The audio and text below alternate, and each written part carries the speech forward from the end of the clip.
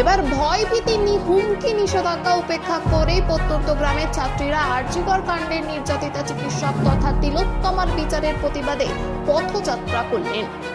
শহরের পাশাপাশি একেবারে প্রত্যন্ত গ্রাম্য এলাকায় রোদ জলকে উপেক্ষা করে ছাত্রীরা বেরিয়ে পড়েছিল পথে। উই ওয়ান্ট জাস্টিস এই স্লোগানকে সামনে রেখে আরামবাগের কানপুর থেকে পাণ্ডুগ্রাম পর্যন্ত 4 কিলোমিটার পথ পরিক্রমা করে তারা। হাতে পোস্টার নিয়ে তিলোত্তমার বিচারের দাবিতে পথে নেমেছে তারা।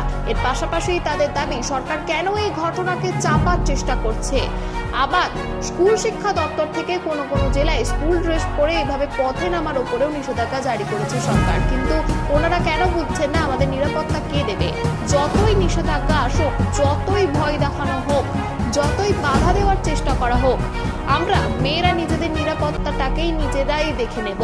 তাই একবার নয়, যতদিন পর্যন্ত এর নিষ্পত্তি হয় ততদিন আমরা বারবার পথে নামবো, এমনটাই হুমকি দিলেন আন্দোলনরত ছাত্রীরা।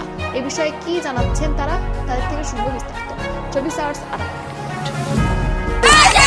हम छीन के लेंगे आजादी, जोर से बोलो आजादी, जोर से बोलो आजादी, आजादी, आजादी, आजादी, आजादी, आजादी, आजादी।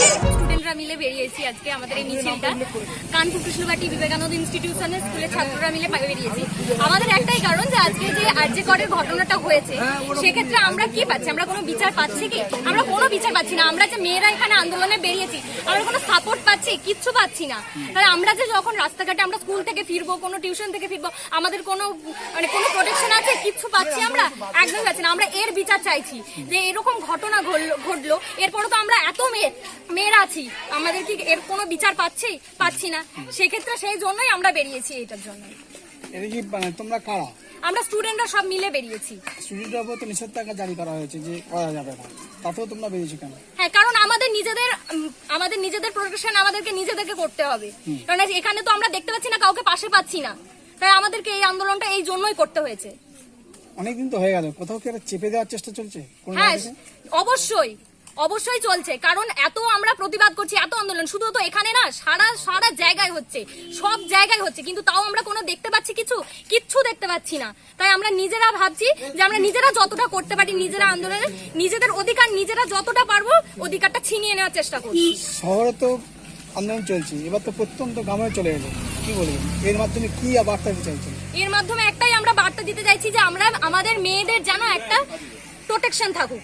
আমরা যেন রাত্রে না ভয়ে বেরোতে হয়, ছেলেরা যেমন ভাবে বেরোতে পায়, মেয়েরাও সেইভাবেই যেন বেরোতে পায়, এটাই আমাদের দাবি। আলটিমেটলি ফল কি হতে পারে? আলটিমেটলি তো হয়ে গেল, আমরা সেই চেষ্টাই করছি, আমরা ফলের আশাই চেষ্টা করছি যাতে আমরা সঠিক বিচারটা পাই। তোর নাম? ফলটা যদি সরকার না দেয় তাহলে আমরা আরো গর্জে উঠবো। আমরা যেইভাবে আছি এখন, আমরা সেইভাবেই এখন পুরোটা যতদিন না বিচার পাই, আমরা সেইভাবেই আমরা একসাথে লড়বো। মুখ্যমন্ত্রীর কাছে কি বার্তা আছে? বার্তা যেন খুব তাড়াতাড়ি বিচার হোক, আর মেয়েদের জন্য একটা সুব্যবস্থা করা হয়, যেন মেয়েদেরকে এরকম ভয়ে না থাকতে হয়। তোমার নাম? আমার নাম পৃথা দে।